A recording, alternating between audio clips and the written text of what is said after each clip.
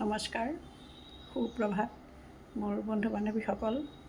মোৰ Stoic situation নামৰ চেনেলটোলৈ মই আপোনালোক সকলোকে স্বাগতম জনাইছোঁ। ষ্টইক চিটুৱেশ্যনত মই মোৰ জীৱনৰ কিছুমান অনুভৱৰ কথাই কওঁ।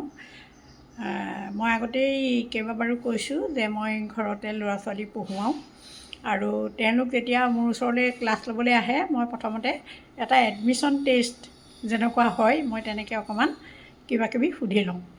কালি এটা ইংলিছ মিডিয়ামৰ ল'ৰা লৈ আহিছে মাকে, তাক অলপ অসমীয়াখিনি দেখুৱাই দিব লাগে।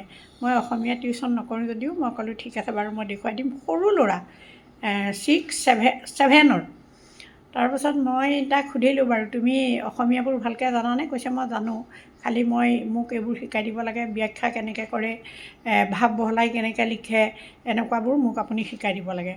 এতিয়া মই কিবা কথা প্ৰসংগতে মই ক'লোঁ ঠিক আছে তুমি কোৱাচোন, ধেমা ধৰা বাক্য ৰচনা কৰাচোন বা মোক ধেমা ধৰা কিনো বুজাই দিয়াচোন। সি যি ক'লে মই আচৰিত হ'লোঁ।